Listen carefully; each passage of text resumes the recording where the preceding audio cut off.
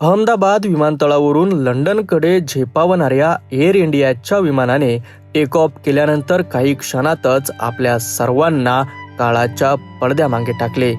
विमान take off केल्यानंतर एका निवासी इमारतीवर आढळले आणि काही क्षणातच आगीच्या ज्वाळांनी सगळं काही भस्मसात केलं.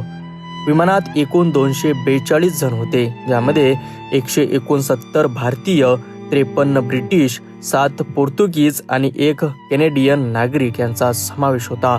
या अपघातात 11 लहान मुलं आणि 2 नवजात बालकही होती.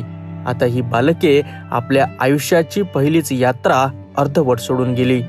पायलट कॅप्टन सुमित सबलवार यांना 8200 तासांचा अनुभव होता, तरीही नियतीनं हा खेळ खेळला.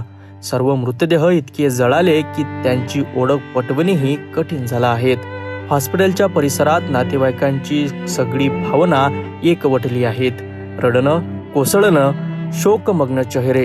हेल्पलाईन क्रमांक सुरू करण्यात आले आहेत, पण ज्या घरातील आप्त गेलेत त्यांना सांत्वनाचा आधार उरलेला नाहीत. या भीषण घटनेनंतर संपूर्ण देशात शोककळा पसरली आहेत. पंतप्रधान, मुख्यमंत्री आणि नागरी विमान मंत्रालयानेही उच्चस्तरीय चौकशीचे आदेश दिले आहेत.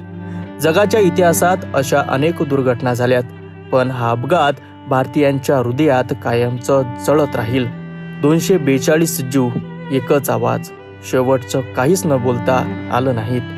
दर्शक हो, ही दुर्घटना 242 कहाण्यांची अधुरी सांगता आहे, ज्याचं वचन, स्वप्न आणि प्रेम आकाशातच विसरून गेलं. सिटी न्यूज कडून सर्व मृतात्मांना भावपूर्ण श्रद्धांजली.